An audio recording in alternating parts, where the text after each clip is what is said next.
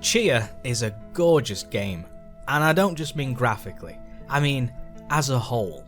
Imagine if they took Breath of the Wild, Wind Waker, Mario Odyssey, and a sprinkling of Just Cause, and then mushed them together.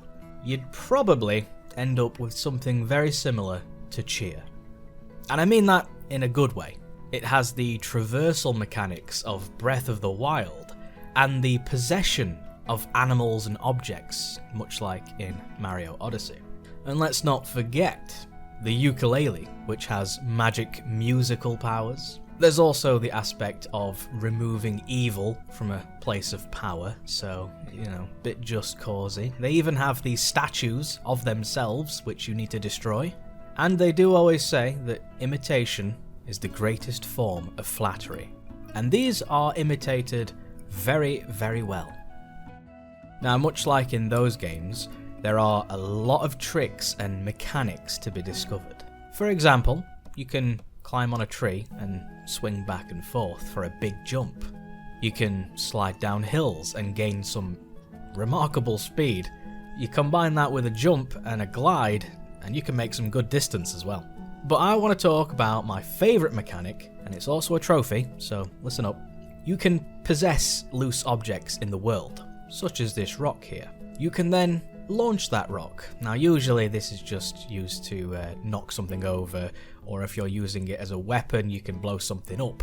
However, you can possess the rock and then throw it, and during the initial launch you can then fly back into the rock. This will give you a sort of cannon effect, and using that you can basically fly across the entire world. If you've got the knack for it, you can also bounce the rock across the ground with decent timing, and you can also skip it across the water.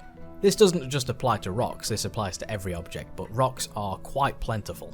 Honestly, I can't wait for this game to get a foothold with speedrunners, purely for these mechanics. And you never know, we might just have scratched the surface with some movement tech. You never know what might be discovered a few months or years down the line. Either way, I love how freely you can move. I mean, it's brilliant. Who needs to fly as a bird when you can just play as a stone instead? Birds are crap. Tchia also has a lot of musical numbers. Now this might not be for everyone, because it's not really for me personally. I don't usually enjoy rhythm games, but the lovely devs have given you 2 ways to auto-complete this. You can either just press a button and let the game play its music video while you sit back and relax and listen, or you can just skip the scene altogether. You will, however, need to complete one of these sections perfectly for a trophy, so just try your best on some of the first few since they're the easiest. Saying that though, the music is fantastic, so I wouldn't recommend that you skip the scenes, at least on your first playthrough anyway. After that, you skip all you want, but at least listen to them once, because they're really good. Speaking of trophies, there's a lot to do. The game is essentially a huge collectathon. Not as bad as Donkey Kong 64, but it's up there. And that's also not really my style. I don't really like collectathons, and yet I love Tchia. Really weird. I suppose it's because maybe you are rewarded for collecting things, so I can kind of forgive it. You can get different clothing, and you can customize Tchia, which is, that is more my style. Any game that has customization, and I automatically love it. It's great. It's just, I like to just play dress up, in the game, not in real life. Much like the Assassin's Creed games, you can climb up to high areas and reveal the secrets of the islands. So everything gets marked on the map, including collectibles, which means you can collect them at your own leisure. No outside help needed. Thank the gods.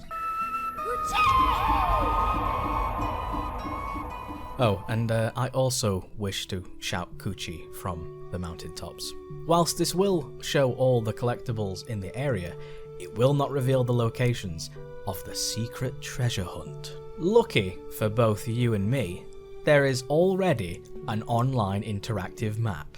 The treasure hunt is necessary for the 100%, so be sure to make use of that map. Alternatively, if you want, you could use the in-game map and use the clues and find it yourself. It's not actually that hard, but I mean, a couple of them are a bit tricky. You kind of have to know the islands. But you know, nothing's stopping you. The information is in the game. I'd just recommend maybe using an online map for, you know, making it a bit easier for yourself. And after it all, you know, when you pick up the last chest, you get an owl costume. So I'd say that it's pretty worth the effort.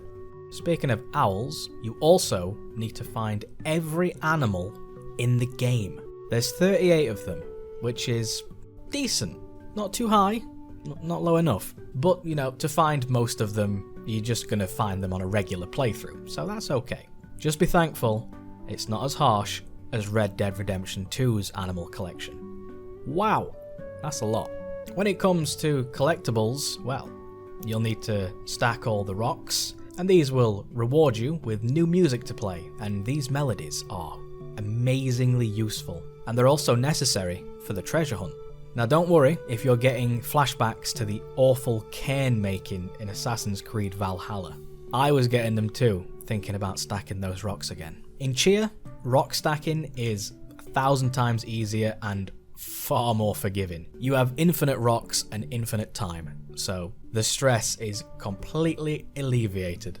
You can rest easy. I love the fact that the special musical notes are indicative of what they do. Like, you know, setting the time to midnight is B-E-E-D, bed, you know. Of course, it's all written on screen, so there's no way to confuse anything. I just find it really cute that those are the chords.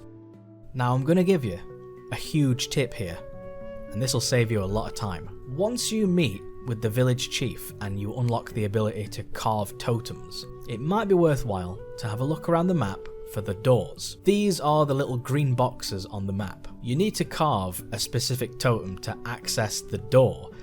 So, if you carve a few of them in advance, you'll be able to immediately enter the door rather than run to the door, see what the door requires, run off, carve it, run back. Just remember though, you do have limited inventory space and this does not increase through the game, so it's permanently as is, so don't go mental with the carvings. Just keep a few in the backpack. I'd say 3 because there's 3 of these doors on each island, and these doors lead to temples which increase your soul meter, so it's very, very useful. There's also the braids and the pearls, but they're just used as a currency to purchase other cosmetics. Overall, the trophies are very, very straightforward. I would say that basically anyone would be able to do them. I think the only barrier might be the number of collectibles, since there's a lot, but there's no time limit. You know, take as long as you need, and there's nothing time gated, there's nothing missable. Don't rush it. And I think the other thing might be the rhythm section. It's not that you need to be like overly dexterous, it's just that some of the songs do require a bit of, you know, skill. So yeah, unless you had some sort of dexterity issue, I think that anyone could get the Platinum Trophy for this game. Although, if you have any questions, then do not hesitate to drop me a comment. I've played this game quite a lot now, so hopefully I've gained enough knowledge to be useful to people.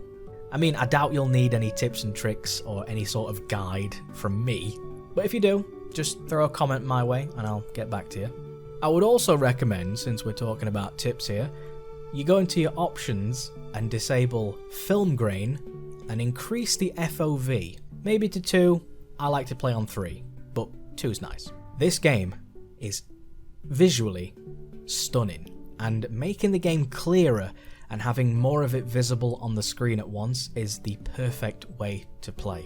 I would also suggest that you maybe disable motion blur. This can make some of the cutscenes nicer and the camera seem a little bit more sharp, but on the downside, it also makes the lack of 60 farps a lot more noticeable. 30 farps isn't bad, but, you know, I prefer 60. So you can change that if you want.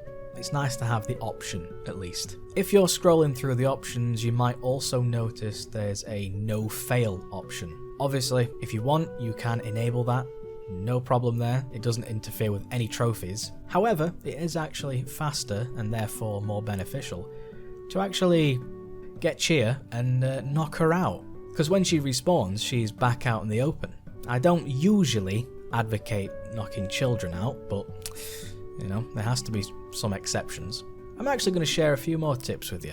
The first big tip I want to give is that when you're clearing out an enemy camp, don't bother picking up all the explosives.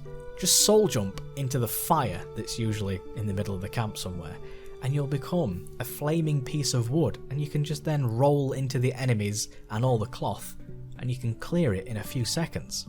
Another tip is that you unlock the ability to spawn in a bomb fruit with your ukulele. This bomb obviously has its destructive uses, but you can also eat this fruit and it will replenish your soul meter to full. Very handy. If you're like me and you've collected pretty much everything before doing the main story, you might want to make use of the skip gameplay segment option. This will teleport you to your next mission. As far as I can tell, this doesn't lock you out from any trophies. I'd really only recommend you use this if you're glitched out or you don't want to travel to get to the next mission. I would also say to use this at your own discretion though, of course, because you can essentially skip the entire game this way, but you'll still need to collect everything if you want the trophies. So it's not an instant win button, but it kinda, removes the point of the game if you're just gonna skip to the very end. The game was made by a very small team, so glitches and problems are to be expected. Thankfully, the only glitches I found were very minor. Like some objects didn't spawn in correctly, and there was a couple of cutscenes I couldn't watch on the PlayStation 4 version as it would always crash the game. Usually near the most intense parts as well, which was very disappointing. But the game's new, so it'll probably get a patch soon to address any issues, and maybe they'll manage to get the PlayStation 5 version to be 60 FARPs as well. Please? Hopefully. Hello, Klye from the future here. Yeah, there actually was a patch earlier today, in fact, and that added in 60 FARPs for the PlayStation 5 version. And it looks absolutely magnificent. See, I told you they'd patch it, never any doubt. Although I could honestly sing this game's praises for hours on end. Ultimately though, I think I'm just going to say that it's brilliant and I loved every second of it. It's a beautiful game through and through, made by lovely people, and I hope that everyone else enjoys it as much as I have. Of course, it's not going to be for everyone, but a cute little game where you can dress up and be on a desert island and play music, count me in. The game is so good that I've got the Platinum Trophy on the PlayStation 4 version, and I played it all over again on the PlayStation 5 to get the Platinum Trophy again. Of course, there's issues, but everything has problems, Nothing's perfect.